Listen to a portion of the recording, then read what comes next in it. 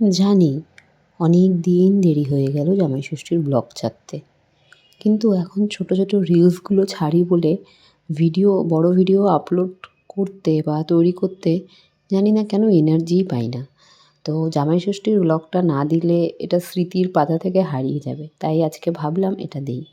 প্রথমেই তোমাদেরকে বলি, আমাদের জামাই ষষ্ঠীর নিয়মটা যেটা হয় সেটা নারকেল খোলের মধ্যে মা দূর্বা, তারপরে আম, কলা, আরও কী কী দেয় এবং সেটা নিয়ে মা স্নানে যায় এবং নাভির সাথে লাগিয়ে জলটা ঢালে, তারপরে সেই জলটা নিয়ে স্নান করে ঘরে আসে।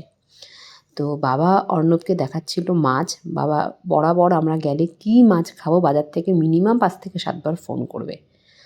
আর যেহেতু আমাদের বাড়ির কাজ হচ্ছে তাই টুকটাক মিস্ত্রির কাজ হয়েই চলছে। আর এদিকে অর্ণবকে দেখো, ও যে আমাদের বাড়িতে গেলে কি বাচ্চাদের মতো করে। আমি রেডি হয়ে গেছি, ছোট্ট একটা মঙ্গলসূত্র আর হাতে একটু কিছু পরে। এই হচ্ছে আমার লুক জামাই ষষ্ঠী। অর্ণবকেও পরিয়েছি পাঞ্জাবি। তো আমরা এখন যাব বাবার দোকানে, বাবার সাথে দেখা করে বাড়িতে এসে জামাই ষষ্ঠীর জল নিয়ে আমরা চলে যাব শিলিগুড়ি।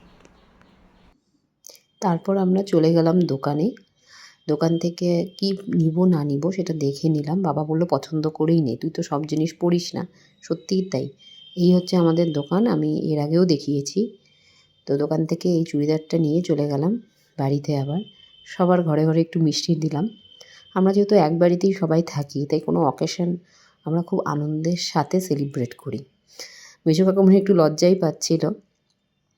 যাই হোক, তারপরে ঘরে গিয়ে যেহেতু আমাদের আসার তাড়াহুড়ো ছিল, ফটাফট মানে সব কাজগুলো করে নিয়ে খাওয়া দাওয়া একটু করে নিয়ে, অর্ণবকে দেখতে পাচ্ছ তো, সত্যি ও যা হাসায় না, আমরা বসে পড়লাম। মা অর্ণবকে একটা প্যান দিয়েছিল, সেটাও ওর দাবিতেই, ও এটাই চেয়েছিল। আর ও মাকে দিল শাড়ি।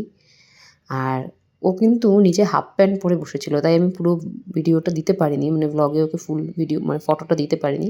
আর এই হচ্ছে আমি। তারপর আমরা কাকিমুনির ঘরে গেলাম। কাকিমুনি বলল কাকিমুনিও জল দিবে এবং আমরা জলটা নিলাম। ষষ্ঠীর জল পাওয়াটা সত্যিই খুব ভাগ্যের এবং আমরা খুব লাকি যে এখনও আমাদের মা কাকিমারা এত সুন্দর করে আমাদের জন্য আয়োজন করে। না হলে এখন তো টিভি খুললে বা পেপারের পাতায় দেখি সবাই বাড়িতে কোনো রান্নাই করতে চায় না, হয়তো ব্যস্ততার মাঝখানে সম্ভব হয় না, কিন্তু এইভাবে যেন সবটা আমরা কাটিয়ে আনন্দ করে যেতে পারি।